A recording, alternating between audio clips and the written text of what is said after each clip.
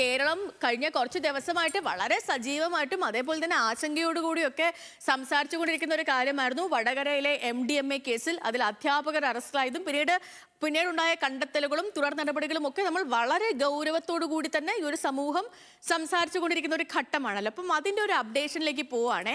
Vadakara MDMA കേസിൽ അധ്യാപികമാരുടെ bank അക്കൗണ്ടുകൾ കേന്ദ്രീകരിച്ച് അന്വേഷണം നടത്താനാണ് SITയുടെ പുതിയ തീരുമാനം.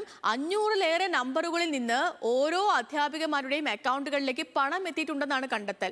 മാത്രവുമല്ല, ഒരാഴ്ചക്കിടയിൽ ATM വഴി ലക്ഷങ്ങൾ പിൻവലിച്ചു എന്നും കണ്ടെത്തലുണ്ട്. സരീഷ് PK കൂടുതൽ വിവരങ്ങൾ പറഞ്ഞു വരും. സരീഷ് ഉണ്ട് തത്സമയം നമുക്കിപ്പം. Sareesh, good morning.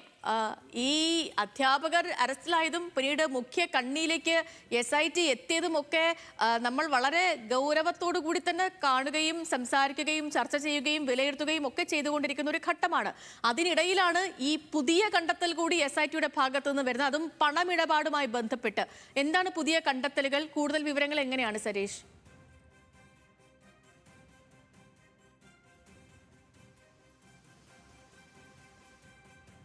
അതിന്റെ ഭാഗമായുള്ള പരിശോധനകളാണ് കഴിഞ്ഞ 2 ദിവസമായി അന്വേഷണ സംഘം നടത്തി വരികയും ചെയ്യുന്നത്. അതിൽ പ്രധാനമായും പറയുന്നത് എന്നുള്ളത്, നിലവിലെ അന്വേഷണ സംഘം, അതായത്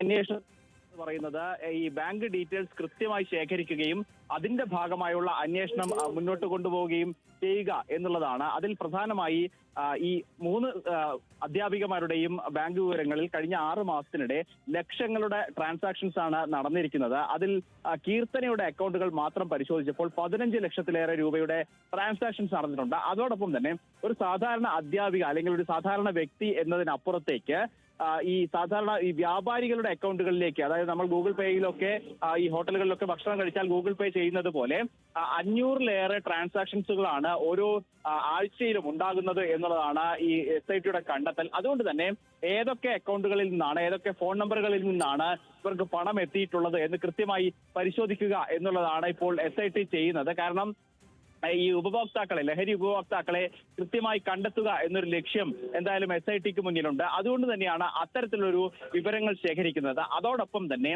50,000 രൂപയ്ക്ക് മുകളിൽ പലതവണയായി ഇവരുടെ അക്കൗണ്ടുകളിലേക്ക് എത്തിയിട്ടുണ്ട്. അത് ലഹരിയുടെ ഭാഗം തന്നെയായാണോ എത്തിയത്, അതോടൊപ്പം തന്നെ മറ്റ് ഏതെങ്കിലും വഴിയിൽ ഇവർ പണം സമ്പാദിക്കാൻ ശ്രമിച്ചിട്ടുണ്ടോ തുടങ്ങിയ കാര്യങ്ങളൊക്കെ പരിശോധിക്കുന്നുണ്ട്.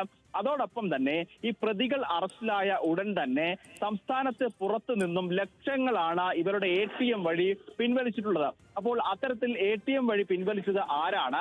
ഇതിൽ ഏറ്റവും പ്രധാനമായി SIT കാണുന്നത്, സ്വാഭാവികമായും ഇത്തരത്തിൽ NDPS കേസുകളിൽ രജിസ്റ്റർ ചെയ്യുമ്പോൾ ഈ സ്വത്ത് കണ്ടുകെട്ടുക, ബാങ്ക് അക്കൗണ്ട് മരവിപ്പിക്കുക തുടങ്ങിയ കാര്യങ്ങളിലേക്ക് അന്വേഷണ സംഘം സ്വാഭാവികമായും പോകും. അതുകൊണ്ട് തന്നെ അത്തരത്തിലുള്ള പണം നഷ്ടമാകരുത് എന്ന് നേരത്തെ കണ്ടാണ് ഇത്തരത്തിൽ പ്രതികൾ കസ്റ്റഡിയിലായ ഉടൻ തന്നെ ഈ അക്കൗണ്ടിൽ നിന്നും ലക്ഷങ്ങൾ പിൻവലിച്ചത് എന്നുള്ളതാണ് ഇപ്പോൾ അന്വേഷണ സംഘം തന്നെ കണ്ടെത്തിയിട്ടുള്ളത്. അതിന്റെ ഭാഗമായുള്ള പണമിടപാടുകൾ ഉൾപ്പെടെ അന്വേഷണ സംഘം പരിശോധിക്കുകയും ചെയ്യുന്നുണ്ട്. എന്തായാലും നിലവിൽ ഇവരെ കസ്റ്റഡിയിൽ വാങ്ങുന്നതിനപ്പുറത്തേക്ക് ഡിജിറ്റൽ തെളിവുകളും അതോടൊപ്പം തന്നെ കൃത്യമായി ബാങ്ക് ഡീറ്റെയിൽസും ബാങ്ക് ട്രാൻസ്ഫറുകൾ ഉൾപ്പെടെയുള്ള രേഖകളും കൈക്കൊണ്ടതിന് ശേഷം അന്വേഷണം മുന്നോട്ട് കൊണ്ടുപോവുക എന്നൊരു തീരുമാനമാണ് എന്തായാലും. ഓക്കെ സരീഷ്, വ്യക്തമാണ്. അപ്പം വടകര MDMA കേസുമായി ബന്ധപ്പെട്ടുകൊണ്ട് SITയുടെ നിർണായകമായ കണ്ടെത്തലുകൾ വരുന്നു.